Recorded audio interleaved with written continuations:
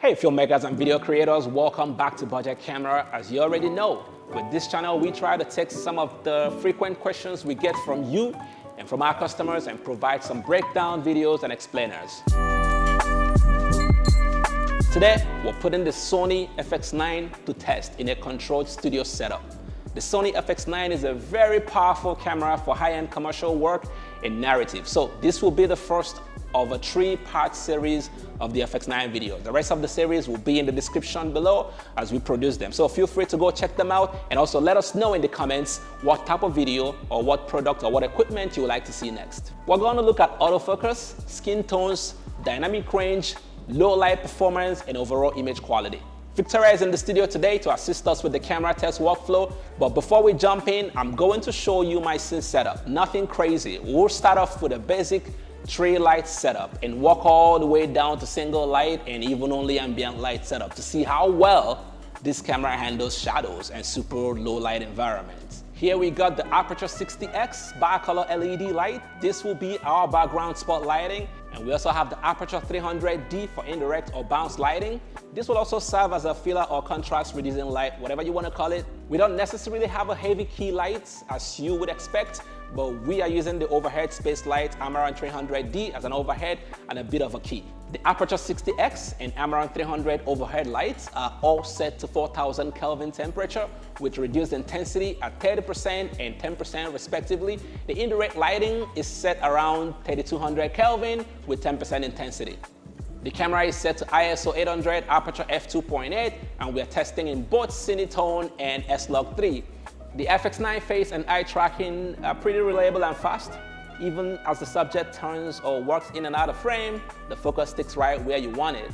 This is very important for run and gun and fast-paced solo production where you don't have the flexibility of pulling or readjusting focus on the set. The FX9 does an excellent job of holding focus, I gotta tell you that.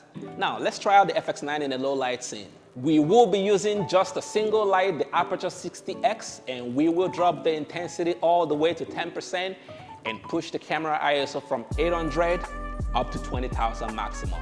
Yeah, that's right, we're going all the way to 20,000. Right out of the gate, you can already see how the camera is handling the dynamic range of the image. This is crazy. You can see the nice fall off of the shadow from the brightest part of the image. We are on 800 ISO with no sign of noise in the footage. This is incredible.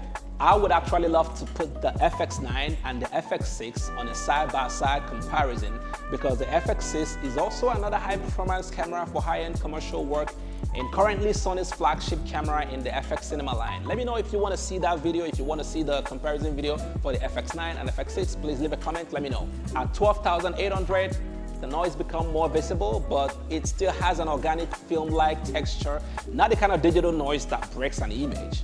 Even at 20,000 ISO, you can still get some relatively decent image, unlike the FX30 and FX3. We did a previous review on those, so you can check them out here. I'll leave a link somewhere in this video for you to go check those out. And now let's take the camera for a walk and see how stable the shoulder rig and hand grip control feels.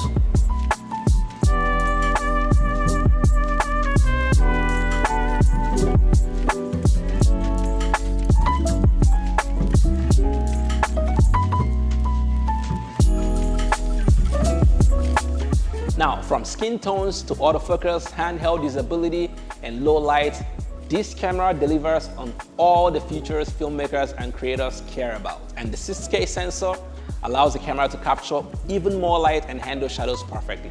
And if you found this video helpful, make sure to like, subscribe, and let us know in the comments if you'd like to see a field test next, maybe outdoors or in a live production setup with this camera. Thanks for watching, and I'll see you on the next video.